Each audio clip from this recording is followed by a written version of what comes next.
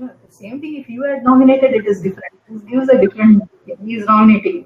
Might भी because मैंने उसको मार्क कर दिया था, बट वो हुआ कि भाई ये तो सारा एजी भी मांग रहा है, तो हमने बोला Vinay Kumar ji morning.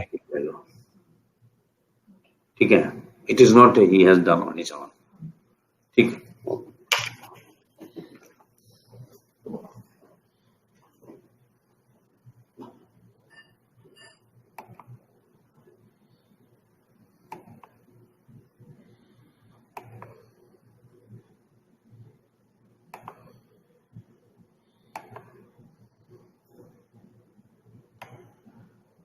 Good morning, all. And I take this opportunity to welcome you all on this 27th October 2020, as we have organized to discuss about the new environment norms for the power sector, which is reduction of SOx and NOx. I have Shri Vinay Kumar ji with me, the Executive Director, Engineering, NTPC. Vinay Kumar ji, good morning.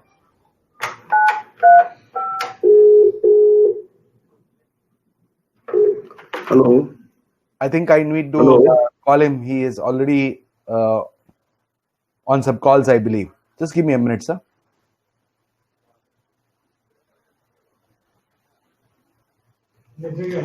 Raj ko bhejo. Vinay Kumar, good morning. Just I am doing the setting of my audio. Then Madam bolo. So as we have the August gathering today,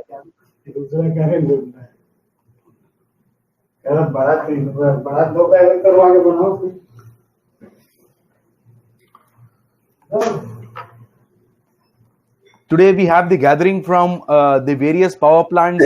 Am I audible? Yes, sir, you are audible. Yeah, please.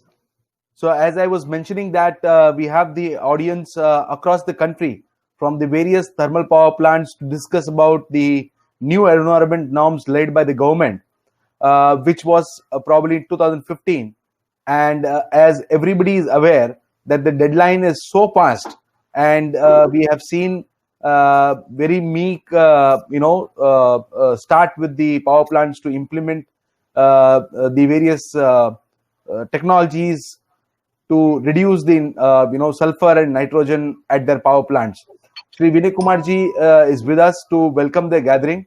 I would now request Vinay Kumar ji to speak few words before we proceed further. Just 1 minute. I will take 1 minute time. The voice it doesn't seem to be right. Ji.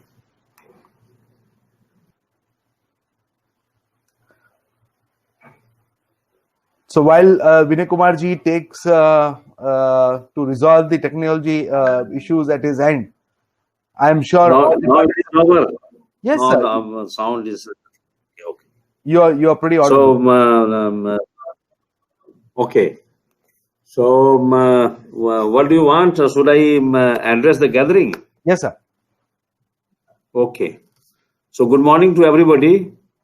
I think this is a webinar on SOx and NOx implementation in India, and on the various aspect, you might be liking to know the various aspects of this. So as far as India is concerned, we are late in this because the world has taken over this SOx. They started the SOx control in 90s itself, and in this country, when it has been notified in 2015 December, and now the implementation has started. But the timeline being announced by CPCB and other bodies are very short, and it will be difficult to implement because there are constraints of resources, skilled manpower, contractors, equipment suppliers, and in between this our Atmanirbhar Bharat concept has also come, that we have to boost manufacturing in our country.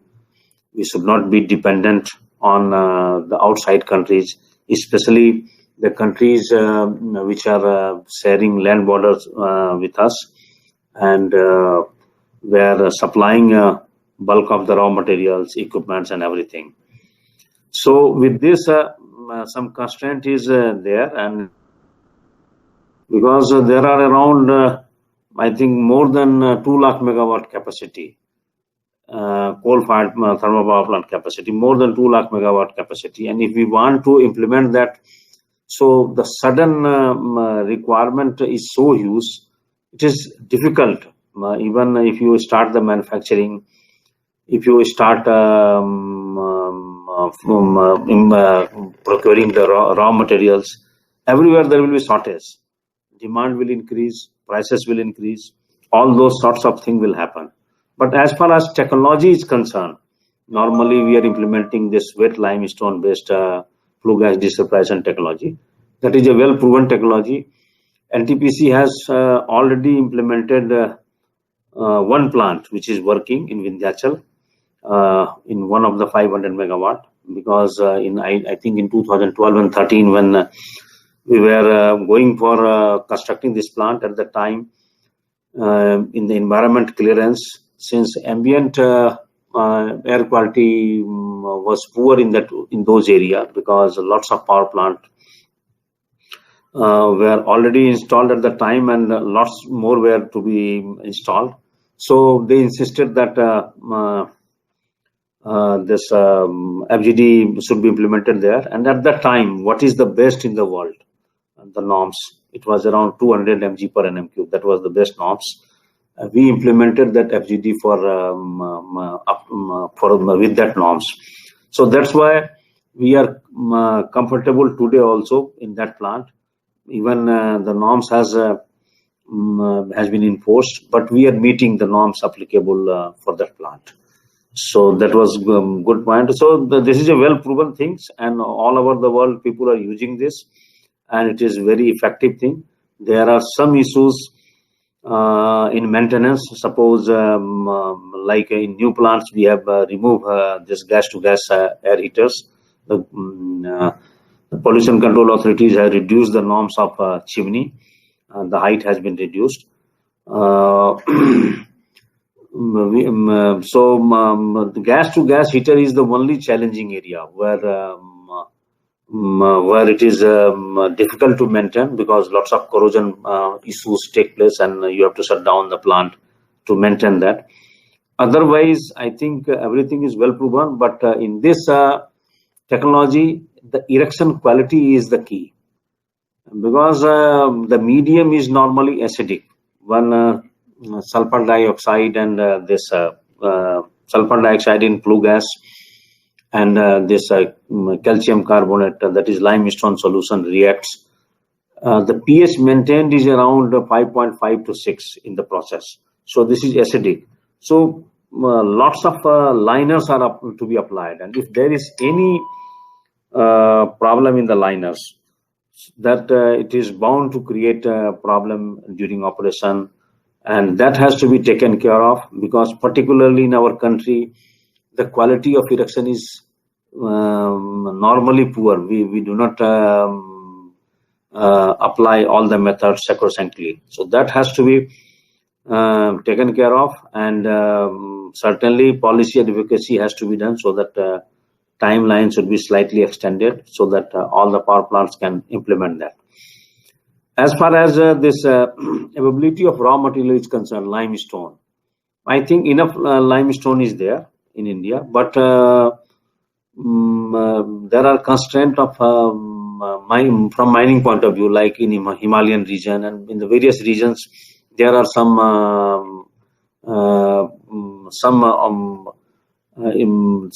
embargo that we can't mine the limestone. So that type of problem is there, but still lots of limestone mining is there for cement plant and for the iron and steel plant, because lots of consumption is there of this resource in cement plant, in iron and steel plant.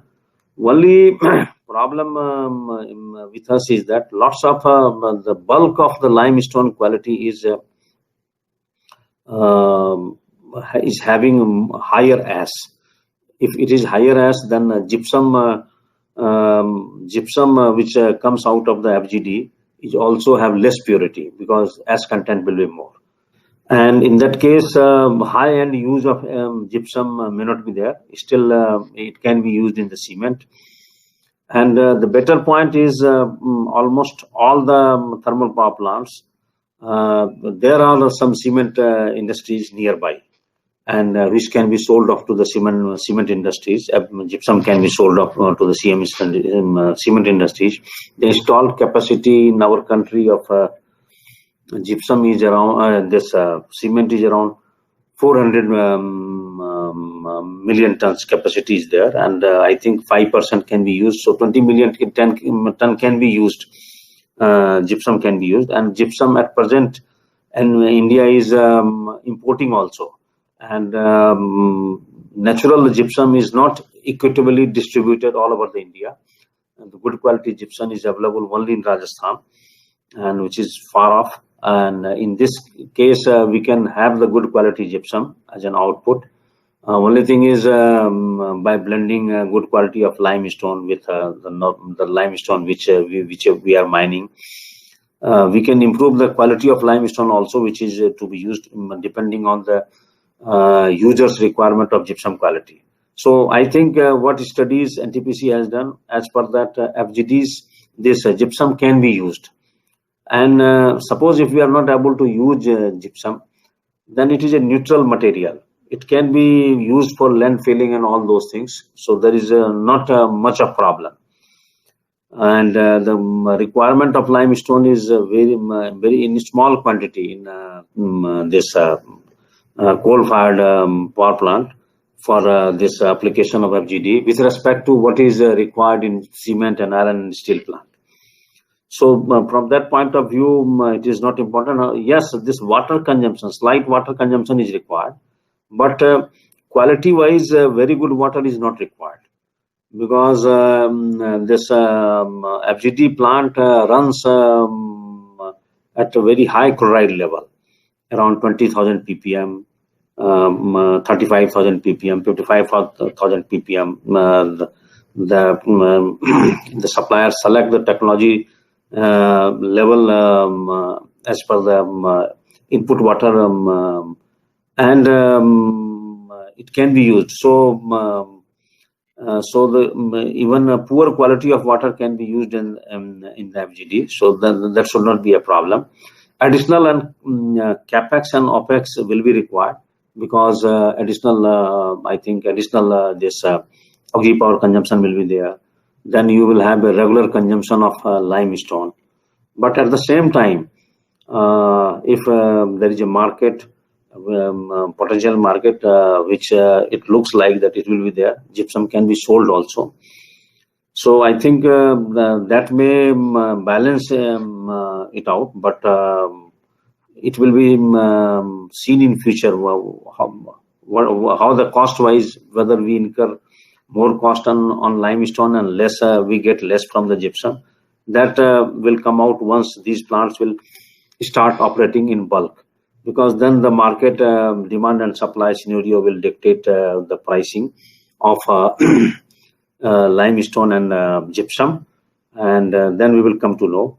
So I think from that point of view, but as far as auxiliary power consumption is concerned and capital cost is there will be little increase in the tariff.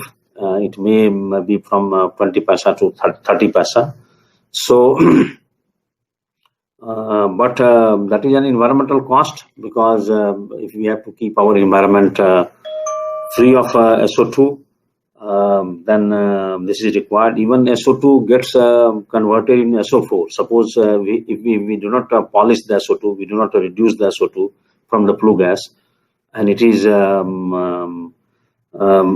discharged in the air and dispersed all across the environment, all across the sky, there this they form SO4 is formed, and this 2 point this PM 2.5, the small particles, which is very dangerous for health, that also forms due to this. So this is a dangerous gas, and I think all over the world it has been implemented. Now we should also follow, and we will have huge energy requirement.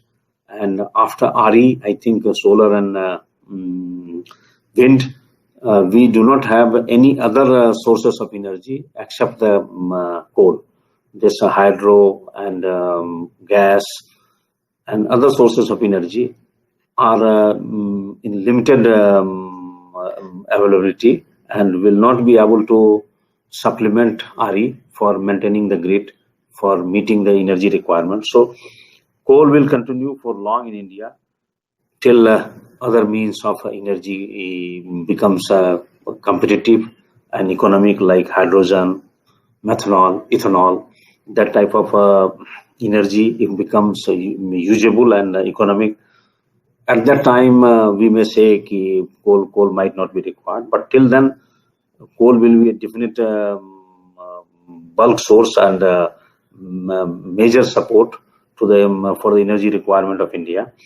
As far as land is concerned, if we are able to use this gypsum, because at present lots of gypsums are being imported from the other countries. If we are able to use gypsum, then land requirement will not be as land requirement will not be much, because it will be used. So only you need land for storing the limestone, which is whose requirement is very less in this coal-fired power plant for SO2 problem mitigation, and the equipment. So for that, land requirement will not be much. And I think now I have touched up on all the issues related to FGD, and I would like to just thanks you all, and that's all. Thank you for the insight, and it was very knowledgeable with the inputs which you are given in the area of FGD implementations, and these are pretty important aspects, as you being one of the implementers of the FGD plant in India, and these will help others to implement it in a better way. So now, moving forward to the next steps, these 2 days will give you the insights of various thermal power plants who has implemented the various technologies to reduce the sulfur and nitrogen from the coal burning thermal power plants. And there would be few presentations from the technology aspects. There were various constraints which were given by various power plants with regard to land availability, the gypsum availability, and limestone availability. What is going to happen with whether our PPAs would be revised, the tariff will be revised. So now the government is very clear, and there is a clear indication that if we have to clean our environment, this is only the way which we need to move forward, and this is only the route which we can follow to reduce the pollution in our country for the future generations to breathe with their full lungs. I thanks Vinay Kumarji once again for being with us and sharing his thoughts with us. I would next take you to the next session which we are discussing. Before moving forward, there's a very important thing which I would like to say. The chairs and tables which you saw in the morning, which was placed virtually, these are the tables for you to interact, meet your fellow participants, discuss with them via video calls. Once you take a virtual seat, the system will automatically take you to a video call with your fellow participants, which you can virtually meet. This is the pandemic time, and this pandemic time has made us to keep social distancing so that we are not being affected by COVID-19. And to do that, we have organized this program this year to maintain distances, but these cannot stop us. These cannot stop us in sharing our knowledge, meeting people, and this is the novel technology which we have selected for you to interact with people, meet each other, resolve your queries, discuss with them what are they doing with their power plants, what are the technologies they are implementing, what are the challenges they are facing, so that you could discuss with them. Second thing which we have done is we have a mobile app now. That means Mission Energy Foundation is there in your fingertips. I will urge everyone to go into their Play stores, whether it's iOS or Android, and search on your search box about Mission Energy Foundation. Install the app and sign up so that we could stay connected. This app is going to be a community for the power sector to discuss with each other, stay connected, and meet people. I would now give a short video on this app, and then I would also circulate the links of the downloads of the app on the WhatsApp group which we have created. Let me give me a moment to play the video, please.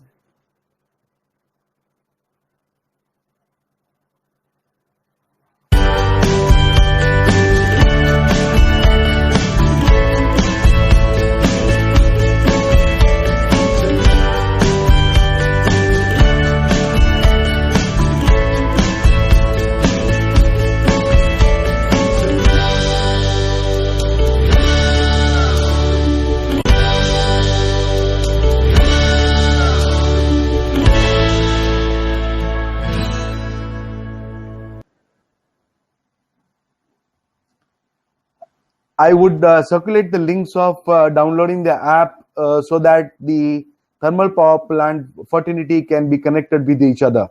Now, since we are filled up with most of the thermal power plants in a country, there is another novel way to utilize the coal in a better option, which is called gasification, which is called coal gasification. And this is a subject which we have been focusing and pursuing from last 12 years. With this coal gasification, not only that you will be able to generate energy, but there are other derivatives which you can derive with clean coal technology. The country can be free from import of urea, free from import of crude oil, and various other clean energy resources which can be generated by coal gasification. I would like to play a short video of Honorable PM, Prime Minister Shri Modi ji, had his views and thoughts for this noble clean coal technology. Give me a moment to play the video, please.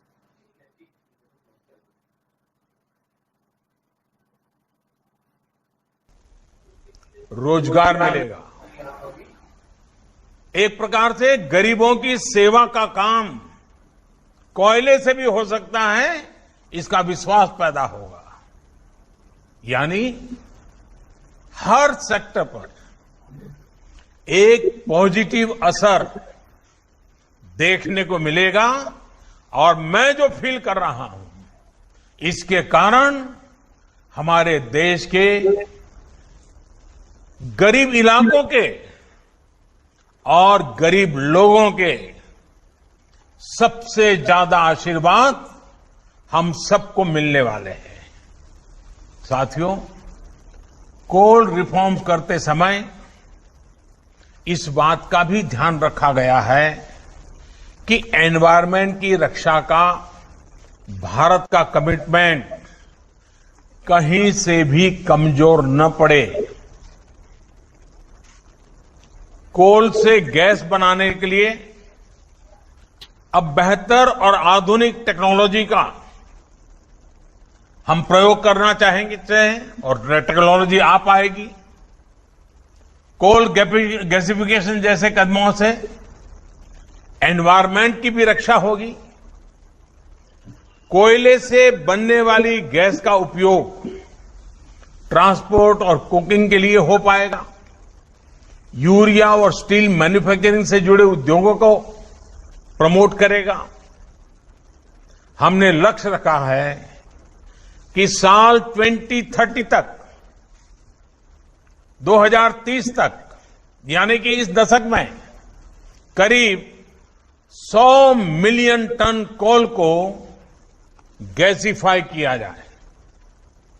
मुझे बताया गया है कि इसके लिए 4 projects की पहचान हो चुकी है और इन पर करीब करीब 20,000 करोड़ रुपए इन्वेस्ट किए जाएंगे। Those were the views of Honorable Prime Minister on the area of coal gasification, which is we are taking a very close steps to clean coal technologies and cleaning the environment. With this, I would like to take a break and move on to the next session for the panel discussion which we have. On the right side, you would see the various sessions which we have lined up for next 2 days. And next 2 days is going to be only to talk about cleaning the coal and cleaning the environment. So I wish the 2 days program is enriching, filled with knowledge, and you all enjoy. Thank you so much. And we move on to the next session. Thank you so much.